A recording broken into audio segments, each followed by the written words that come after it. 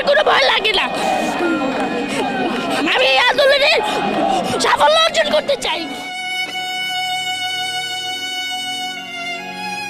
আমরা একটা শান্তিপূর্ণ আন্দোলন করতে চেয়েছি, কিন্তু ওখানে পুলিশরা এসে আমার ভাইদেরকে মেরে অশান্তিপূর্ণ আন্দোলন করে শুরু করেছে। সেজন্য আমি এখন এই আন্দোলনে অংশগ্রহণ করব।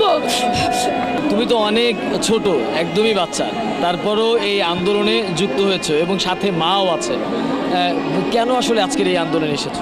কারণ আমার বড় ভাইদেরকে মারা হয়েছে, আমার আবু সাইদকে মারা হয়েছে, রংপুরে আমার বড় ভাই আবু সাইদকে মারা হয়েছে। সেজন্য আমরা একটা শান্তিপূর্ণ আন্দোলন করতে চেয়েছি, তার মধ্যে পুলিশরা এসে আমাদের ভাইদেরকে মেরে একটা অশান্তিপূর্ণ আন্দোলন করতে চেয়েছে।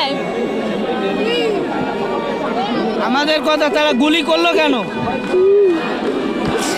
আমাদের সন্তানদেরকে শান্তিপূর্ণ আন্দোলন করতে দেওয়া হোক, আর এই দাবি মেনে নেওয়া হোক, আর বিচার চাই আমরা, আর সরকারের পতন চাই, শেখ হাসিনা পতন হোক। রান্না করো না। তোমার কি আজকে ভয় লাগে আসলে? না, আমার কোনো ভয় লাগে না। আমি এই আন্দোলনে সাফল্য অর্জন করতে চাই। এখন খালি একটাই দফা, এক দফা এক দাবি।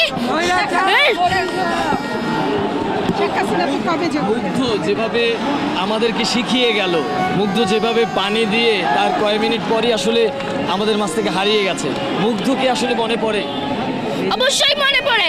আমরা একটা শান্তিপূর্ণ আন্দোলন করতে চেয়েছি, কিন্তু ওখানে পুলিশরা এসে আমার ভাইদেরকে মেরে অশান্তিপূর্ণ আন্দোলন করে শুরু করেছে। সেজন্য আমি এখন এই আন্দোলনে অংশগ্রহণ করব। মুগ্ধকে যারা মারলো, সাইদকে যারা মারলো, আরও বাচ্চাদের যারা মারছে, তাদের মৃত্যুর সময় যেন তাদের পানির অভাব হয়, আমরা সেই দোয়াই করব। আমাদের এখন শেখ হাসিনা। আমি এখান থেকে শিখেছি যে অন্যায় হলে এটার প্রতিবাদ করতে হবে।